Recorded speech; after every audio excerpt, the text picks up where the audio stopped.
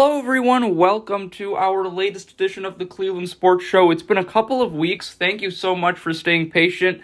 I am back with our 99th installment of the series. That's right, ladies and gentlemen, we've got one more to go, and then our special 100th episode anniversary of the Cleveland Sports Show will be with us. I'm your host, Uriah Sethman. Thanks so much for tuning in this week. We have a lot to cover. Cavs, obviously, still in the midst of things. Now their second half of their schedule is up and ready for us to look at. Logan Purcell will join me. We'll dive deep into NBA talk. Also, Cleveland Indians are finally back. Have some spring training to discuss. We'll get you their schedule and what we can expect from the Indians heading into their spring training sessions. Additionally, we'll get you updated with what's going on in the Premier League, and I think you're going to like this week's sports fact as well. But first and foremost, it's our intro to episode 99 of the Cleveland Sports Show.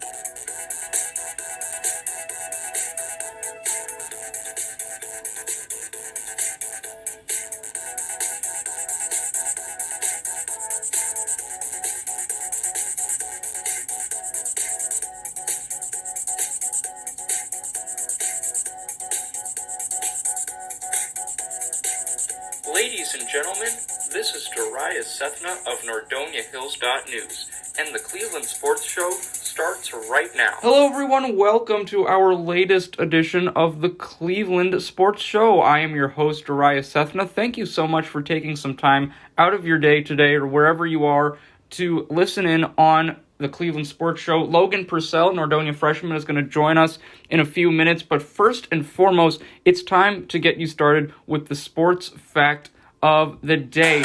And I said this was one that you're going to like because it has to deal with Babe Ruth. It's fitting that we're, now Indians are finally back in session.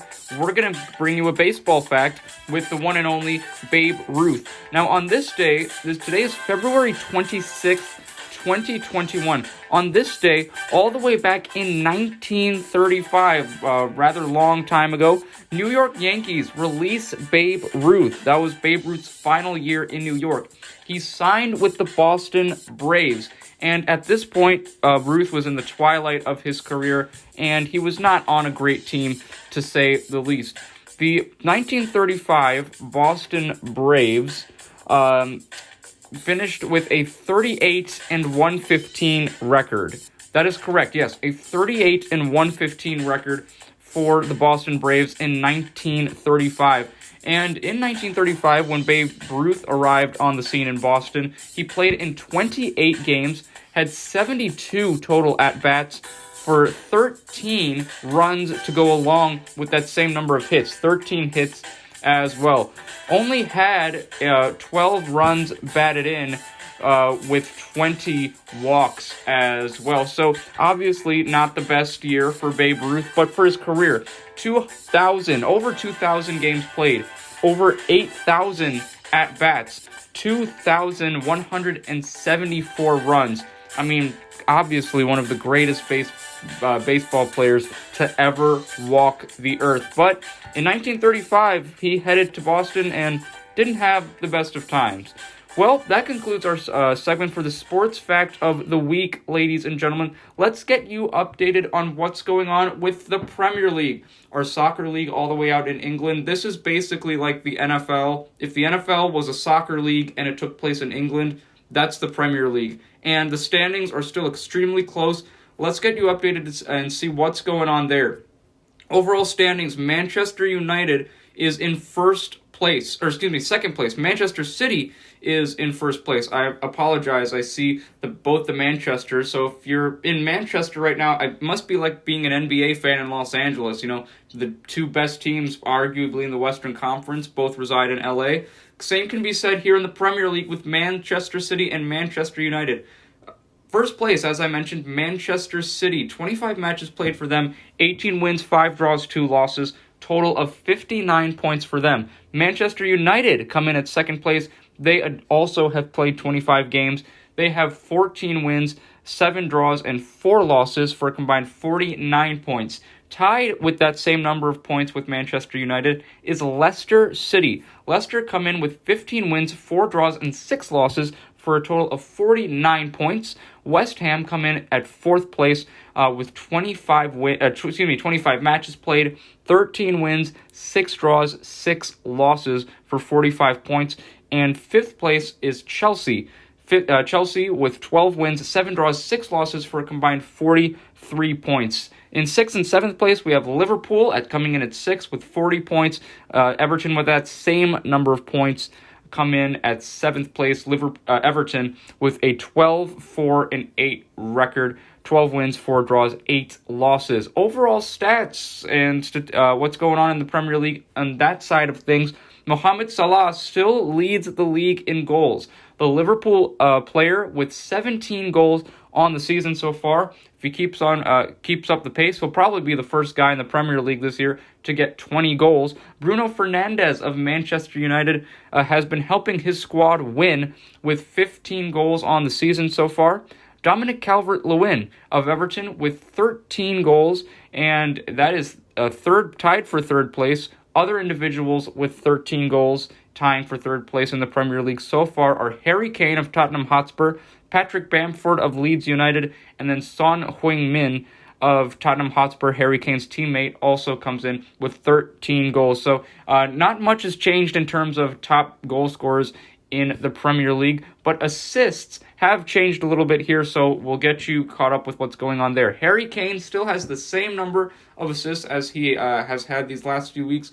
Kane with 11 assists on the year so far. That is still that's still the best in the Premier League. 11 assists. Top leader in assists is Harry Kane of Tottenham. Bruno Fernandes, second on goal scoring, but also tied for second in assists.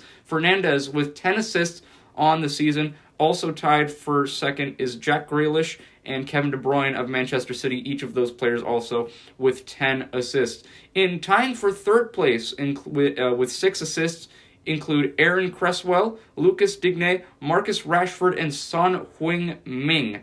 And overall, let's get you updated with the matches taking place this weekend. Tomorrow, 7:30 a.m. is when the party starts in the Premier League. Manchester City going up against West Ham. West Brom going up against Brighton.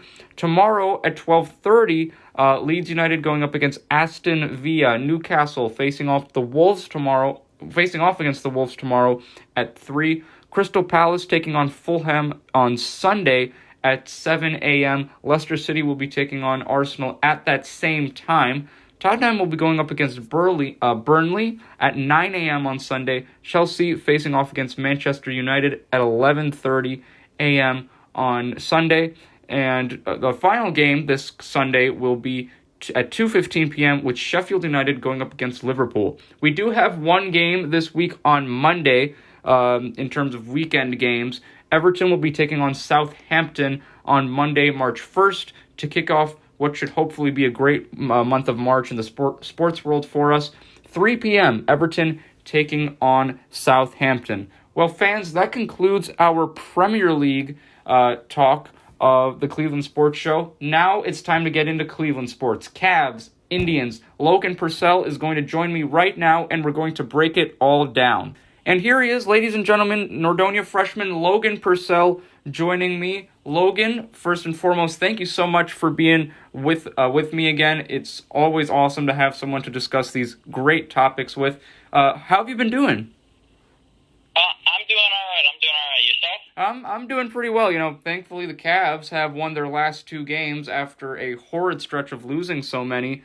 So I guess I feel better after that. Let's get into the Cavs and some NBA talk, Logan, because we did miss last week, and the Cavs have had a lot of games, so we're not going to dissect every game, but I do want to get your thoughts on how the Cavs ended that West Coast trip, and it was not pretty. Logan, the last time we talked, the Cavs lost to the Trailblazers in Portland by 19 points, but the bleeding didn't stop for the Cavs. They then headed to California.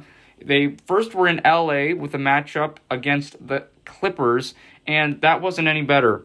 Without Kawhi Leonard and without Paul George, the Cavs still lost by double digits to Los Angeles, a 17-point loss this past Valentine's Day.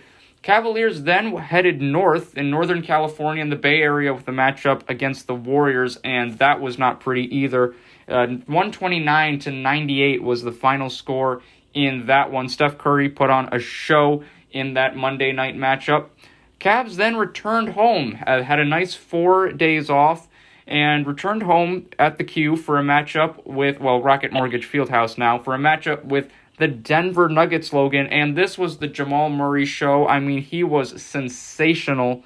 50 points in 38 minutes to go along with 6 rebounds and 2 assists. I mean, what can you say? Cavs then lost again to the Thunder this past Sunday, Logan, 117-101. I was very surprised by that loss. And then we're going to talk about their wins, their last couple of wins here in a second. But first about that West Coast trip, Logan. What did you see, and how do you feel of how the Cavs ended that West Coast road trip? Because they had 5 games on the West Coast, 5 losses, 0-5 on that West Coast trip. It was just atrocious. So what did you see? Anything positive that you can take from that West Coast trip? And obviously, what are your criticisms of that West Coast trip in general? Well, I will start with my one really big positive that I have that I think is tremendous for the Cavs and how they've played so far, and that's Jarrett Allen. Yeah. Despite the 4 losses that Cleveland had throughout this entire trip, I think he had a tremendous series on that West Coast. I think he had a great few games, averaging, I believe close to 20 a game alongside 15 rebounds. And He had a great series. But, in that same token, probably the biggest issue, if you look at the box scores and numbers and things like that, which clearly don't tell everything, but they are a huge telltale sign of what happened. And to me, it is the fact that this team has no guard defenders. You go down the board, you start with Denver, right? You said Jamal Murray's show. Dude had 50. Yeah, he was getting anywhere he wanted. Yeah, that was 50. And then you go to the LA Clippers. Lou Williams, a tremendous player. He had 30 points. Mm-hmm. 30 points. I mean, this team, Isaac Okoro was drafted to be a defender, and I understand that these teams that they've played have had a lot of firepower. But to me, he should be guarding the best player on the floor offensively at all times, if he's as good of a defender as people say he is. To me, at this point, I'm completely on the side of he might be one of the worst picks that the Cavs could have made. Do you think we've seen guys drafted later than him play so much better? Who's that guy you're talking about, Logan? Just want to clarify that. Isaac Okoro is the guy that I'm disappointed in, is what I'm referring to. Yeah, and was there another pick that you think the Cavs could have been better with? I heard the Okoro part. I just wanted to clarify. Was there someone you wanted instead of Okoro? Oh, yeah, definitely. I think a guy like Obi Toppin, despite the fact that he's had his own struggles in New York, I think that the Cavs could have used that increase in size and length. And I just feel like that would have been a much better pick, even if you want to throw out a name like, Tyrese Halliburton, who's had a tremendous rookie season. Yeah. I just think that Okoro really just wasn't the pick here. Yeah, I would have loved to see Tyrese Halliburton. You've got that backup point guard, just another ball handler, because I feel like Cavs in terms of forwards, you have Nance. Somehow Kevin Love is still in the picture. I really don't understand why he has not been traded yet. But, you have big guys like Nance, like McGee. We'll see how this continues to go. But, Logan, let's get into the Cavs' recent home stretch here. So we talked about that Jamal Murray 50 piece. And, when you talk about the 50 and Nuggets, you usually think about that 50-piece McNuggets that you get at McDonald's, but that was not the case last Friday when Jamal Murray dropped 50 on the Cavs. Do you think it was bad defense from the Cavs, Logan, or is Jamal Murray just that good? I think it's a mix of both. If you want to talk about, a 30-point game, a guy can be just hot, Right. A guy can be just hot, or it can be just bad defense. When a guy drops 50 on 21 of 25 shooting, yeah, it was very efficient. 8 of 10 from three-point range, it's both.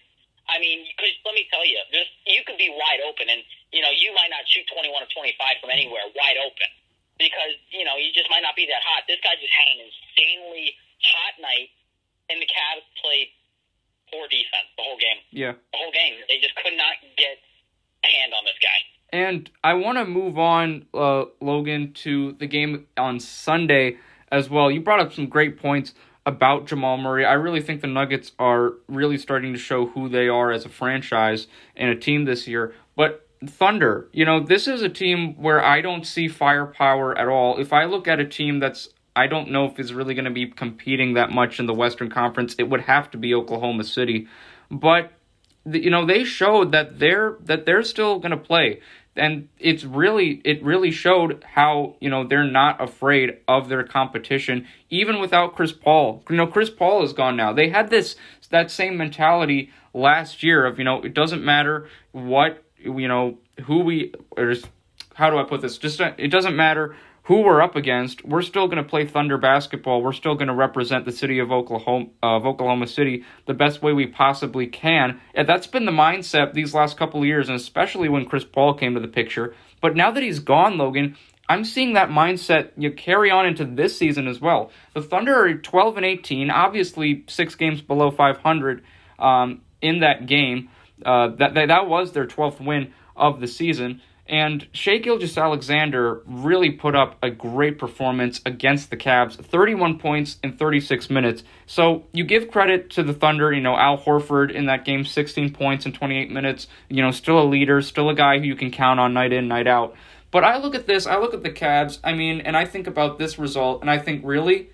117-101. I understand that you have come off a long losing streak, but this is a team that I think the Cavs, if they weren't competitive with, should have blown them out. I think the Cavs have much more talent than the Oklahoma City Thunder.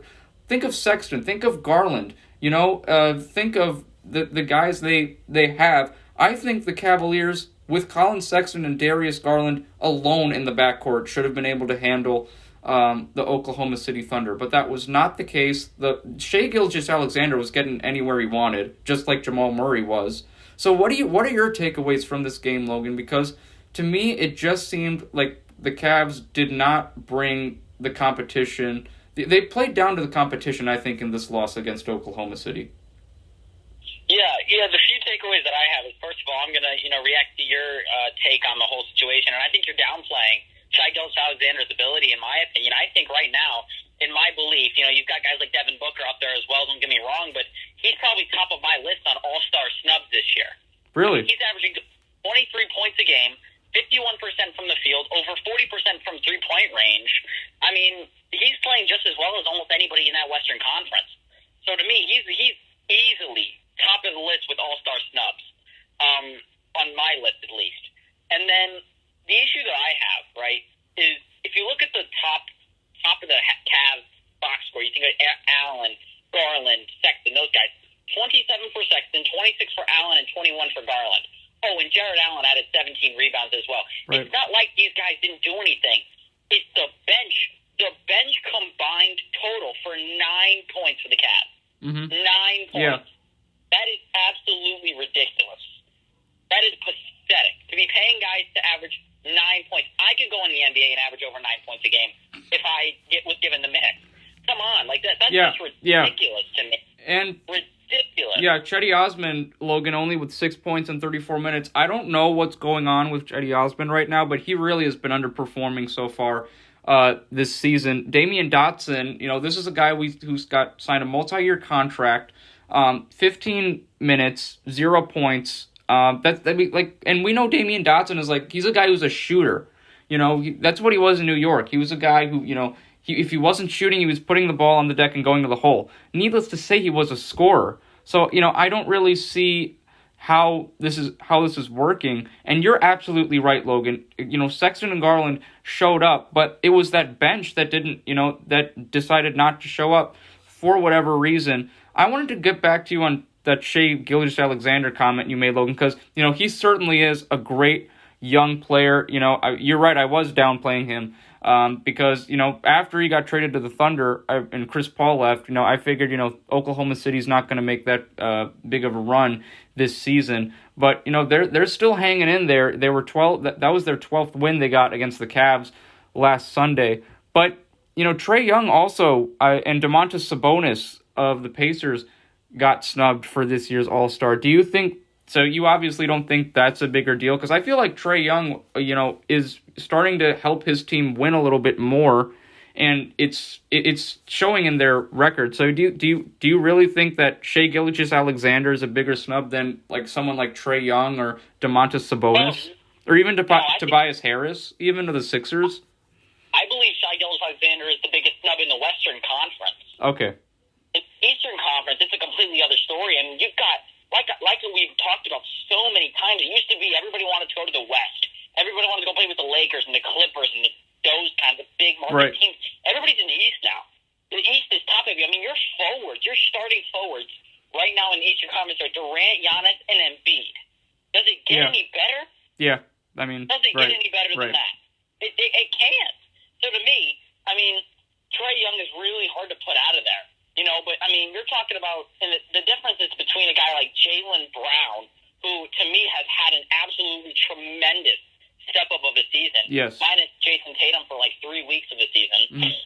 But you're talking about the difference of Jason Tatum and Trae Young Jaylen Brown and Trae Young versus the difference of, a Devin Booker and a Shai Gilgeous-Alexander. Right. The gap is just bigger on both sides. So to me, I believe Shai Gilgeous-Alexander is the biggest difference in the West.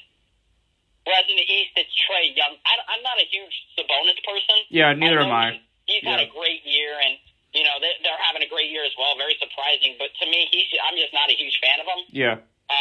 To me, it's got to be more about winning, and he doesn't. To me, I'm a big guy about leading. If you can lead your team vocally, physically, by everything, you've got my vote. But to me, Trae Young just does that better than Domantas Sabonis. Yeah, and it's really going to be a lot of fun on March 7th, All-Star Weekend. We'll talk about that in a future episode, Logan, about the All-Star Weekend. Let's get back into the Cavs schedule real quick. We've been harping on them so much about the losses, but they actually won 2 games this week as well against Trae Young and the Atlanta Hawks. Both were at home. Atlanta came to town this past Tuesday night, Logan, and I thought, honestly, 2 minutes left in the game, I thought Hawks were going to win. It was a close one, but I just didn't think that Trae Young and company would blow it the way they did, to be quite honest with you. But give credit to the Cavs. They stepped up when it counted most.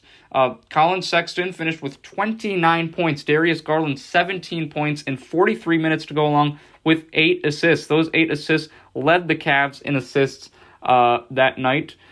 Dean Wade, 5 points in 21 minutes. Dean Wade actually got the start on Wednesday against Houston. We'll talk about that Houston game in a bit. But yeah, Cedi Osman, 11 points in 20 minutes, still can be better. But it's about Lamar Stevens, Logan. This is a guy from Penn State who played 4 years at Penn State, first year in the NBA, has been a role player all season long for the Cavs.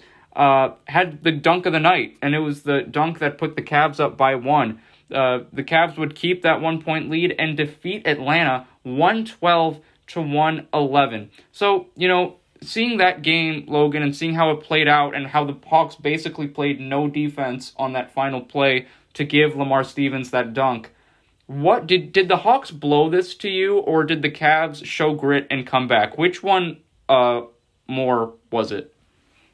I think it was a little bit of both. I mean, when you talk about a loss, a very tight loss at that, I don't think you can simply point to a team and be like, y'all didn't show enough effort. Yeah. Because at the end of the day, they were winning in this game. They had control of the game. Yeah, the entire game. Yeah, Atlanta was winning for most of this game.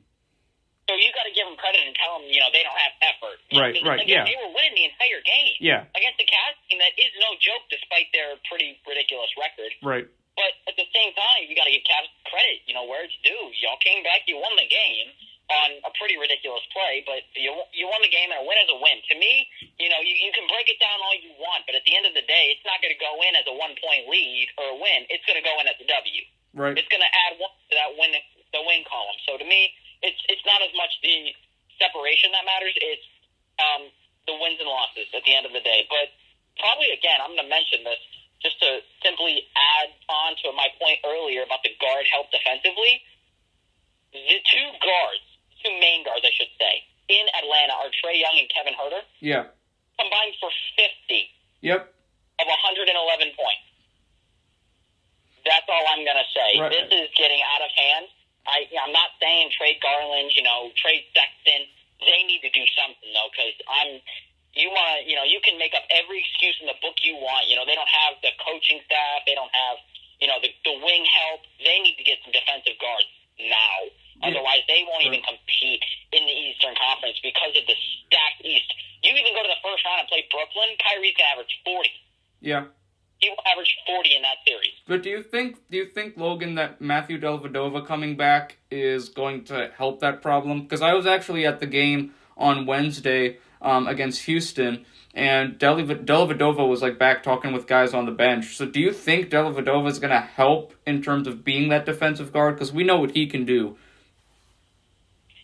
Yeah, I think it'll be not only a help defensively, but I think it'll also be a help from a effort aspect and an effort standpoint, because we know how this guy is not just a defensive superstar, but he's also a very talented guy when it just comes to getting on the ground and grit. Right. Getting to the ball. If it's on the ground, Delly's going for it. Oh, absolutely. So I think definitely he'll be a great locker room presence coming back. Yeah, it's going to be awesome to see Delly back with the Cavs. Let's talk about their most recent game. Logan just told you I went to this game. Rockets were in town to play the Cavs, and Cavs were this was a back and forth game. Cavs really took over, however, in the fourth quarter, outscoring Houston by 8. The Cavs also outscored Houston 34-24 alone in the third quarter. Let's check out the stats for this one.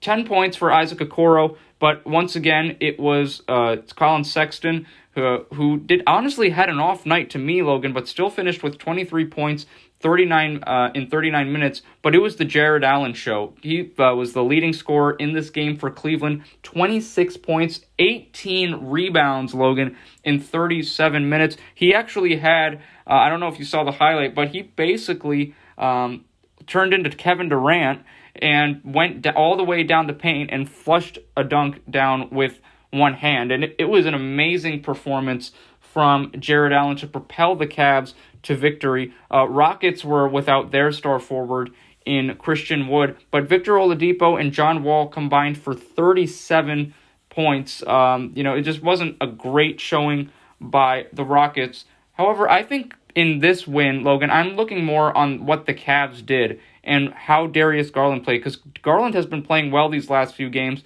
Didn't have a great game on Wednesday, but he did have a double-double with 11 points and 10 assists. He's been leading the Cavs in assists their last few games here.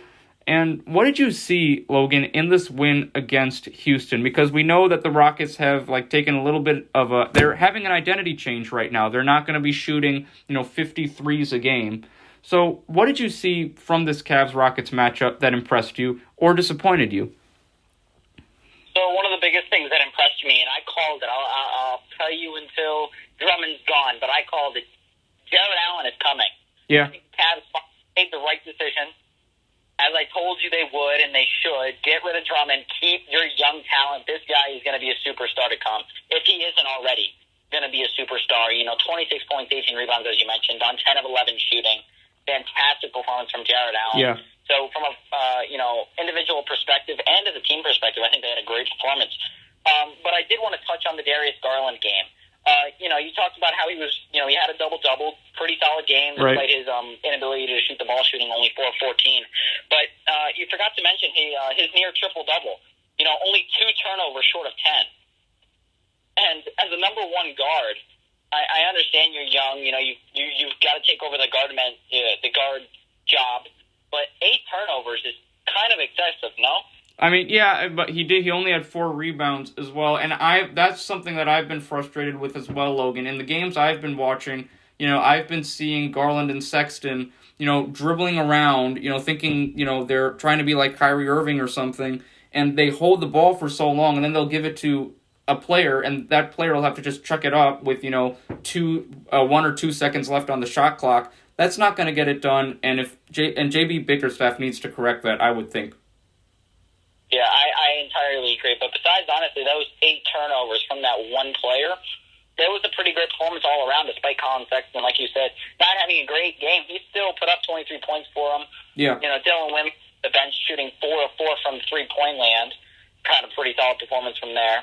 So, I got to give a lot of credit. The bench played a little bit better. They played mediocre. They played tolerable. Yeah. So it's better than they played in the entire West Coast strip. So I guess it's an upgrade. Yeah, absolutely. Overall, upcoming schedule for the Cavs, ladies and gentlemen. Cavs have a quick 2-game road trip tomorrow at 7 p.m. They'll be in Philadelphia at the Wells Fargo Center. 76ers are looking great.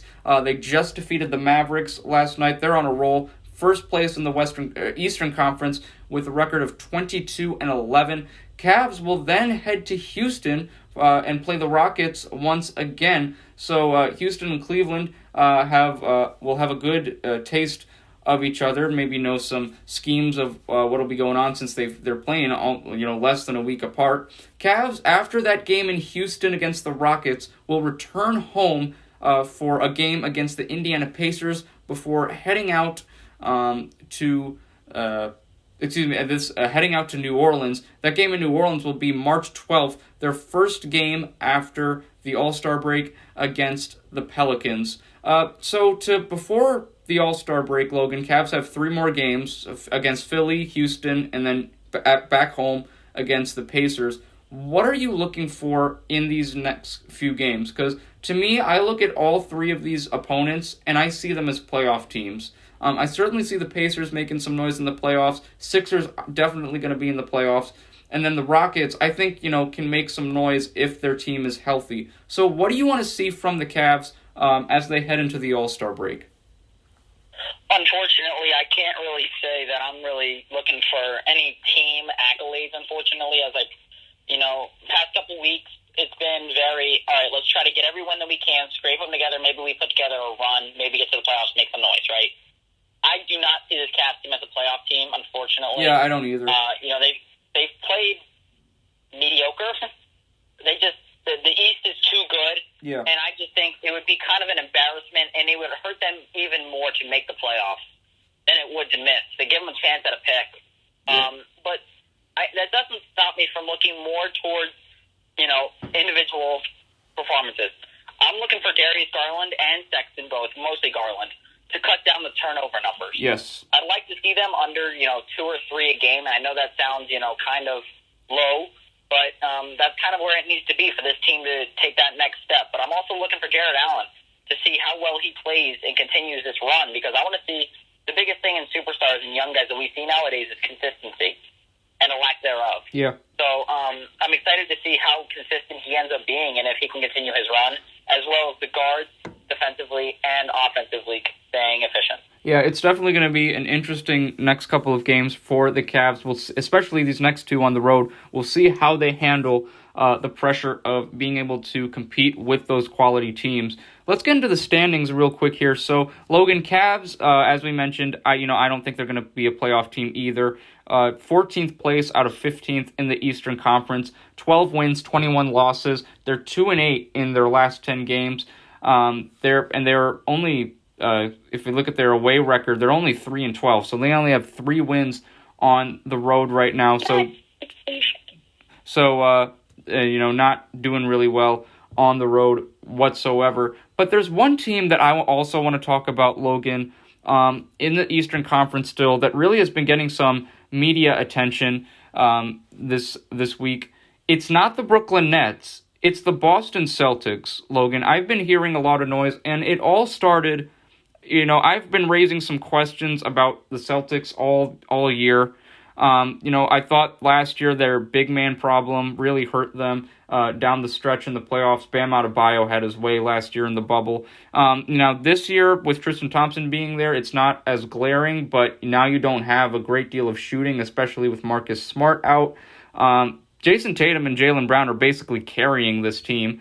They're 15-17 right now, Logan. They're 3-7 in their last 10. And to me, I'm very frustrated in seeing what I am seeing from this Celtic team. It's great to see that Jaylen Brown's finally an All-Star. Tatum we knew was going to be an All-Star. I mean, this guy reminds me of Kobe Bryant in so many ways. But I just look at, the big man position still. Daniel Tice is not a center to me. He's more of a forward. And I love what I'm seeing from Robert Williams. I don't understand what the situation is with Taco Fall, Logan. I know you're a big Celtics fan, and I know you probably know a little bit more. But just in general, this should not be a 15-17 team to me, Logan. This is a team who, after 32 games, should probably be at the worst 20-12. They're 9th place in the East right now, and they are.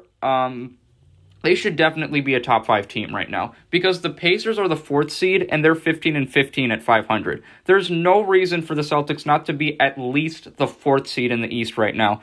So, and Brad Stevens, a lot of people are saying is, his job might be on the line, and Danny Ainge has publicly come out in Boston, has been talking about how the roster is not as good, and he knows that. So, Logan, to me, and we're talking, Andre Drummond looks like he is on the market. So that might possibly help, but what are you seeing from the Celtics right now that is just making them such a mediocre team? Well, before I answer that question, I'm going to break down what I don't see and what I've heard about the Celtics and what's hurting them and what people believe. Right, a lot of people, as you mentioned, believe it's a roster issue, and I completely understand. Whenever a team is struggling, you got to consider that factor at all times, right? Right. But let's break this down by a team. What team that you know of has 3 guys that can be and can relatively are elite scorers, and they have a defensive all-star? Not many. Right. That you can name. Right. You've got Jason Tatum, who's an elite scorer. You mentioned Kobe already, so don't even go there with me. Yeah. You got Jaylen Brown, who's played tremendous, as I mentioned earlier when we were talking about all-stars. Kemba Walker, who's had a rough patch. But, I'm going to give him the benefit of the doubt coming off of a pretty big injury. Yeah.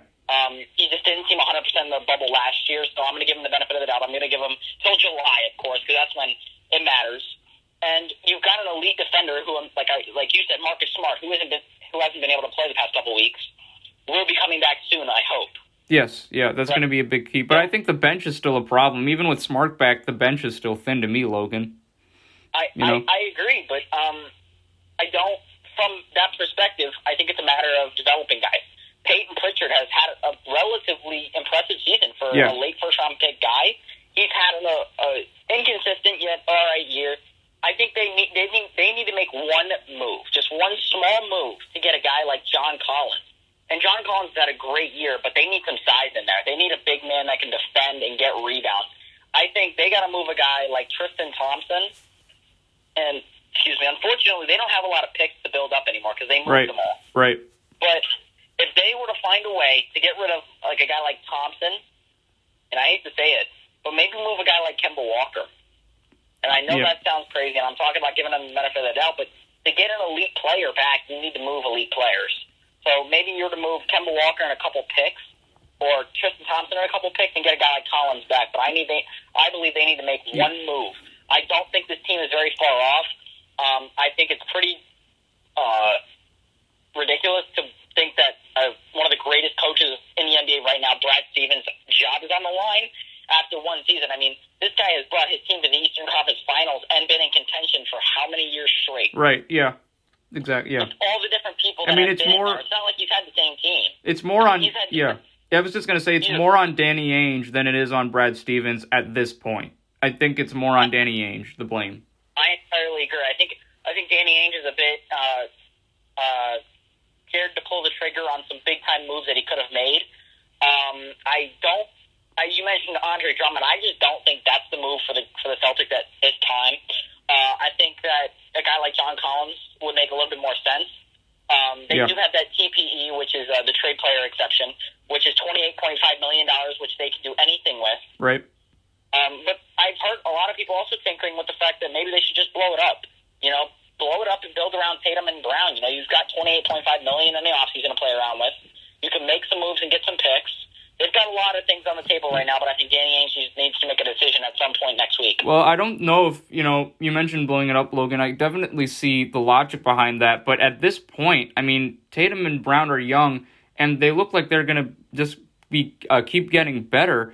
The last thing you want is, Jason Tatum and Jaylen Brown just completely killing it, but the rest of the team around them is mediocre at best. Because then eventually they're going to get fed up and they're going to want out. So how do you? I mean, do you think that rebuilding should be still be considered in that case for the Celtics? Well, at the end of the day, the NBA is about risk, and you got to risk it for the biscuit. I hate to say it, but that's what you got to do. Yeah. To win championships, you got to be willing to make moves. You just got to be willing to make moves. The Cavs wanted to rebuild back in the day with LeBron. He left, he came back, and they won a championship because of the moves that they had made. So to me, it's a matter of just making the right moves, knowing when to make them, and making the right moves is pretty much it. Though I think they've got to make a decision. Like I said, they can't sit on it like they have been. It's either all in or all out. Yeah. That's how the NBA is. You can't be half in, half out. No team has ever made it very far doing that. Do you think this last kind of topic I want to talk about with the Celtics, you were mentioning Kemba Walker, possibly moving him. I personally would love to see Marcus Smart come off the bench because I just think that he's a better bench player. I think he can really bring that energy the Celtics would need, in the middle of a game rather than to start the game. And so I wouldn't want him to be the primary ball handler because if I'm a Celtics fan, I want Jason Tatum and Jaylen Brown working off the ball. I don't want them, bringing it up so much and doing so much handling because I want them to score. So what are your thoughts on how important is Kemba Walker to this Celtics team going forward? Well, I agree and I disagree with you there. I think Kemba Walker is an elite player, but he's been inconsistent as of recent. And who is to say that, a forward can't bring up the ball and still score the ball? Yeah, I'm not. We've seen LeBron for his entire career, and of course, I'm not comparing LeBron James to Jason Tatum at all. Right. But I mean, Jason Tatum, just like Kobe, is one of the best one-on-one offensive players we have in the league right now. So to me, it doesn't even if he's as great of a scorer as everyone talks him up to be, which I believe he is. He should have no issue scoring the ball, whether he's on ball, off ball. That's what makes guys like Kevin Durant and Kyrie Irving so great, is they're elite catch-and-shoot guys. They can come off screens and shoot the ball, and they can just take you off the dribble and blow by you like flash. Yeah. So I think that it'll force him to kind of add different dimensions to his game and not just be one-dimensional. Yeah. But I don't think Kemba Walker, with the way he's played recently, is much a factor at all. Right. Do you think that he'll regain his form eventually this season? I think it'll be kind of like the Gordon Hayward situation, unfortunately. I know it's not the same injury, but Kemba Walker was dealing with his for a lot longer than Hayward dealt with his. Yeah. It was nagging him. Hayward's never nagged. When he got hurt, he was done. Right. He was out. Kemba Walker, you could tell, at times, if you watch the highlights back from, game 6 of the Eastern Conference Finals last year, hitting shots at the end of the game, he would limp back.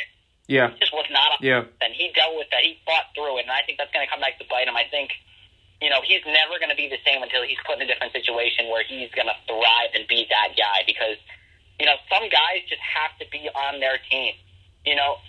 Right. Guys like Jason Tatum even, it's never really been his team. He's always been with someone else, but he's performed.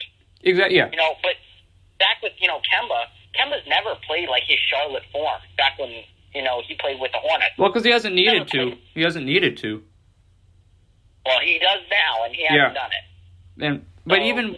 We'll see what happens. Yeah, and to me, I would think that, you're right, Logan, he does need to start improving. He does need to start playing like that Charlotte Kemba Walker. But I think that's the reason he went to Boston in the first place, get that help from Jaylen Brown and Jason Tatum. And they have been great, and they definitely deserve those all-star appearances.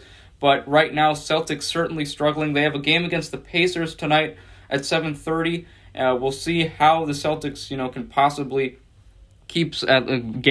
regain some momentum before the All-Star break. Logan, that concludes our NBA news for this week. We'll talk about All-Star, get a little more in-depth into the All-Star weekend on our next episode. Right now, let's talk about Cleveland Indians, Logan, because the Indians are back, and their spring training begins this weekend. They have a month of spring training games before their opening game, which will be on April 1st in Detroit against the Tigers. So this is the first year, Logan, Indians without Francisco Lindor, who many would say has been the face of the franchise in Cleveland for such a long period of time. Indians taking on the Reds Sunday at 3:05 p.m., Monday at 3:05 p.m., same time, they'll be going up against the Royals. Overall, Logan, what are you looking for with this Indians roster? Jose Ramirez still there, Shane Bieber, Tristan McKenzie, it looks like he's might be a strong youngster. Oscar Mercado is still there. So what are you looking to see with this Indians team in these spring training matches before their season begins? I'm looking to see a lot of the young guys, like you mentioned. Some of those guys trying to come out here, play some good baseball, and try to get some hits, get some consistent guys on base. I'm looking for some on-base percentages to go up a little bit. I want to see Jose Ramirez and how he leads the team. He didn't have, he had a good year last year, but it wasn't, a great Jose Ramirez season like we're used to. Right. So I'm definitely looking to see how he performs without his co-all-star in Francisco Lindor.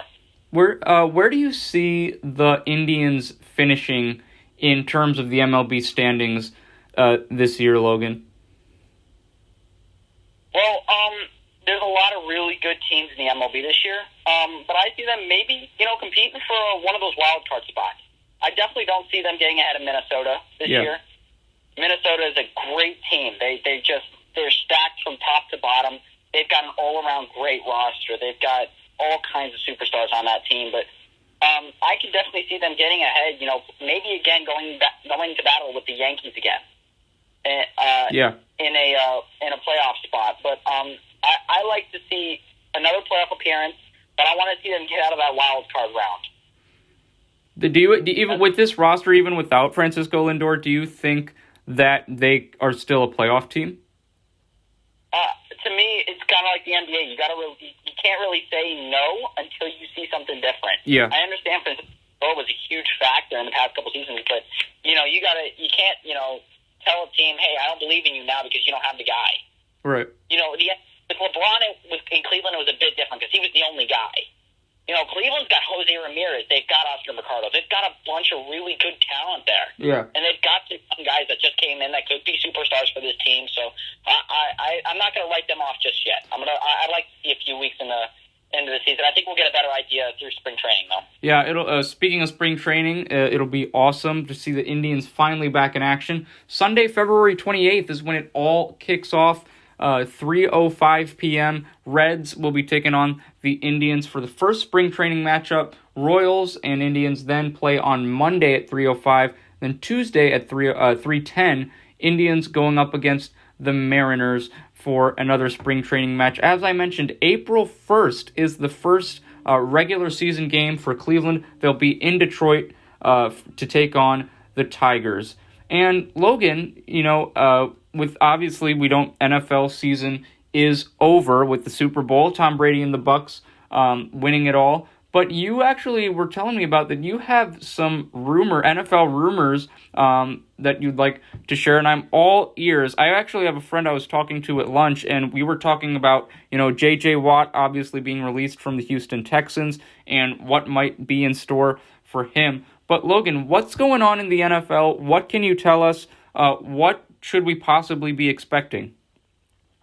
Well, I've heard a lot of teams that have been talking to J.J. Watt, and I've heard that apparently 3 teams have narrowed it. He's narrowed it down to 3 teams. Yeah. He revealed that 2 of them were the Packers and the Browns, but he has not said a third one yet. I know the Packers have already reeled in his deal they've offered him a deal around, I believe it was $15 to $16 million a year. They did not go into detail about the length of the contract, but I know that it was extension of about $15 to $16 million a season. But I was also told by a friend today that apparently J.J. Watt bought a home in Cleveland a couple weeks ago. Really? Prior to his release of Houston, is what I was told. That What did he say where it is in Cleveland, like in a specific area? No, I was just told. I don't know if that's fact. I'm just being. Yeah. That's what I was told by a friend today, that he bought a home in Cleveland. But either way, I think that J.J. Watt coming to Cleveland is a very, very real scenario that we could be looking forward to as Cleveland Browns fans. So be prepared to start looking out for J.J. Watt jerseys. Yeah, if J.J. Watt does find himself on the Browns, Logan, how do you think that will improve their defense? Because obviously you have Myles Garrett, who had a great season this year for Cleveland. How will J.J. Watt help improve the Browns' defense? I've talked to a lot of people about this, and I'm not the most popular guy in the room for saying this, but I'm going to say it anyway. And J.J. Watt is an elite pass defender. He's one of the best edge rushers that we have in our league. But I can't really tell you that I think that he's the best move for the Browns defense. And I'll tell you why. I believe that the Browns, despite the fact that Olivier Vernon will be a free agent this upcoming offseason, and he's dealt with that Achilles injury, I don't know that the edge is what they need right now. They were second in second in rush defense last season in the NFL throughout the regular season, but they were second last in pass defense.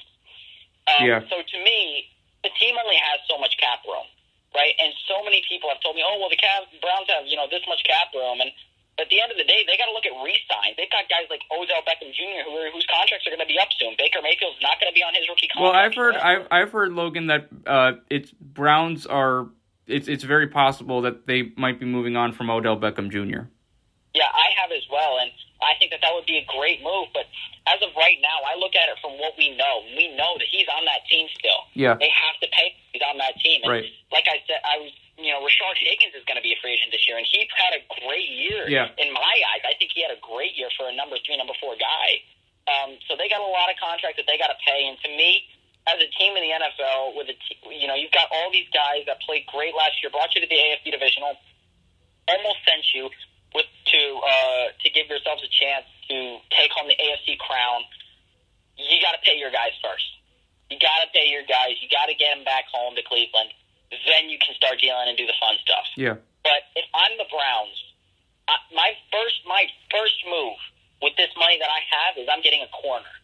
They have no man-to-man corners in the NFL on this team, minus Denzel Ward. And you look around the teams that are really, really good nowadays. You think the Seahawks, you think the Chiefs, you think the Bucks. What is the one consistent vocal point of all these teams? There's 2 positions. It's quarterback and it's receiver. All of these teams have more than 1 or 2 guys that can receive the football. Tight end, you talk about the Chiefs. They got Kelsey and Hill. What else do you need? The Bucks. I need some pen and paper.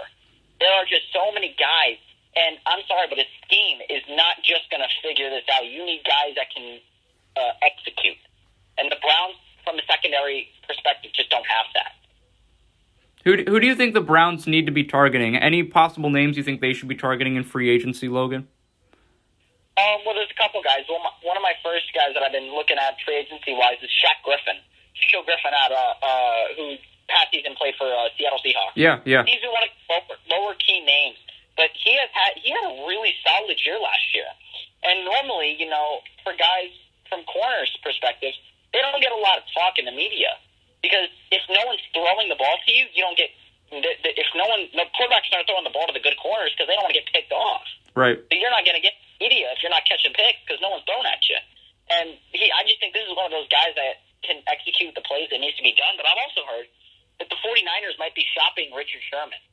And that would be interesting. To bring in a guy like J.J. Watt, this would be a perfect addition. Bring in some veterans that can work with the guys that you already have. Because this Browns defense is young in that secondary. They've got Greedy Williams still back there, mind you. He was hurt last year, but he's still up and coming. I don't think we've seen his full form. I believe that a guy like Richard Sherman could be a great locker room presence, similar to the way Baker Mayfield is for that offense. Yeah, I think Richard Sherman has certainly proved that he's an amazing vocal leader, and if he was on the Browns, that would definitely be an upgrade in my eyes. Logan, did you have any more NFL updates for us that you wanted to share? No, that was really the main one, but I mean, you could also talk about Russell Wilson making moves over there in Seattle. He's been there's been a lot of talk over there, and he's started to break down the kind of teams that he would be wanting to go to.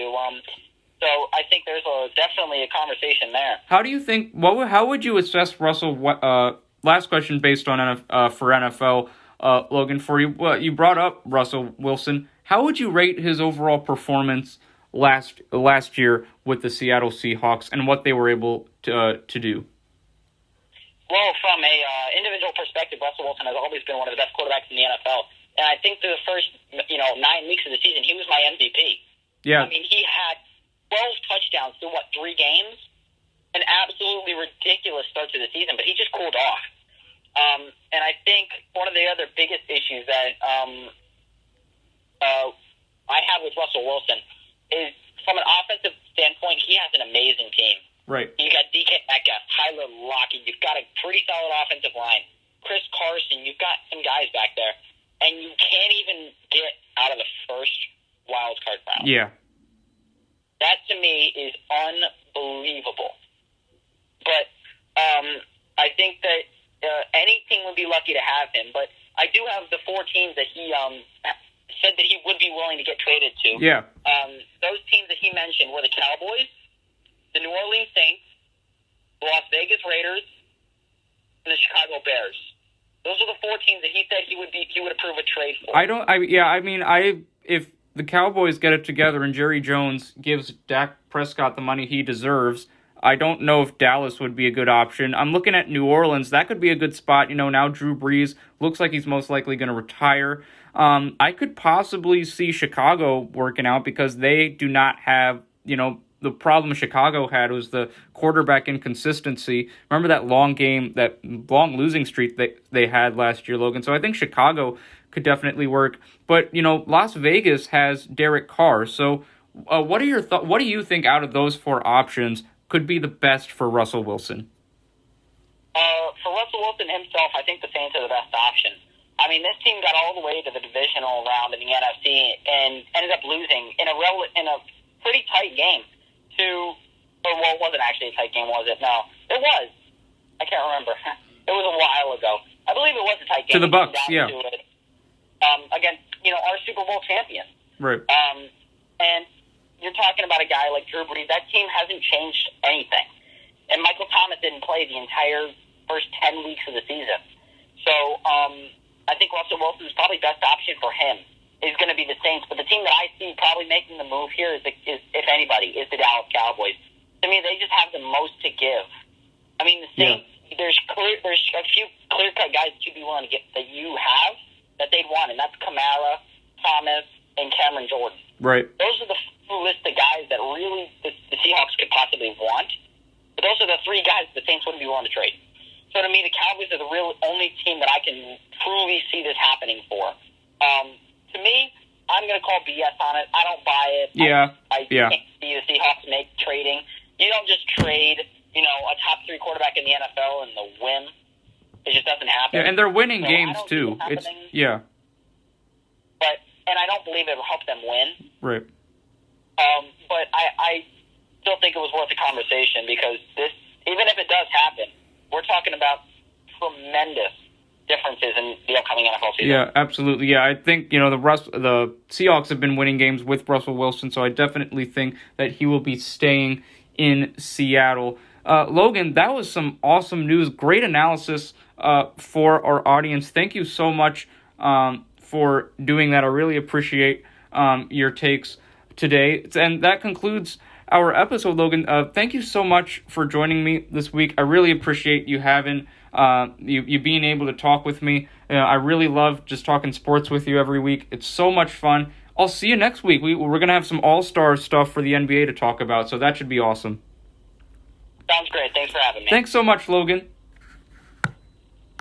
And ladies and gentlemen, you probably just heard the phone beep because I just got off the phone with Logan Purcell, who did a terrific job once again for us today. And that concludes our latest episode of the Cleveland Sports Show. Now, this ends episode 99, so the next time you hear my voice, it's going to be the 100th episode of the Cleveland Sports Show. We've got the Cleveland Sports Show going into triple digits in terms of episode numbers. This is very amazing. I'm so happy to do this. And guess what? We're going to be talking about the NBA All-Star weekend going on in Atlanta. You're probably crying right now because you're thinking, Darius, that was such a wonderful episode you did with Logan. Why are you ending it? I need more of this. It's like candy. You just can't stop indulging on it. Well, guess what? I have some great news for you because you can access all of my work in so many different places. So let's get it started. If you're on NordoniaHills.news, just go to the contributors tab. My name is about the second or third one down. It's Darius Sethna, spelled Sethna, Darayus, Sethna. I'm struggling to spell my own name because I'm so excited. But yes, and once you click on my name, you'll be able to see all of my podcast episodes in a list. Just click on the episode you want to listen to, and then you will have a blast. Additionally, you can see articles and some other work I've been doing. I've been doing broadcasts for the boys basketball team at Nordonia High School. That was such a wonderful moment. With special thanks to Mr. Faust again for his great halftime tribute, and Julie D'Aloiso for all the efforts she put in behind the scenes for that. You can also go to my Twitter account to see all my work. My Twitter handle is at Nordonia Sports, or you can just type in my name again, spelled Darayus Sethna. I'm so happy to say that the Cleveland Sports Show is also on Spotify, so it doesn't matter wherever you are. Make sure you type in my name on Spotify to get the Cleveland Sports Show. Just type in Darayus Sethna, and all my podcast episodes will be there free to listen to on the go on Spotify. And finally, I'm so happy to also announce that the Cleveland Sports Show can be found on the Nordonia Hills News YouTube page. So if you find yourself on YouTube and you're craving some Cleveland sports, well, guess what? Just head on to the Nordonia Hills News YouTube page, and you'll be able to find all my episodes to the Cleveland Sports Show on there as well. Ladies and gentlemen, thank you so much for joining me this week. I'm Darius Sethna, signing off. Really appreciate your times, wherever you are, whatever time of day it is, whatever day it is. Thank you so much for joining me this week on the Cleveland Sports Show. We'll be back with Logan next Friday, and we'll have some more Cleveland sports coverage for you. Have a wonderful weekend, ladies and gentlemen. Take care, and thank you very much.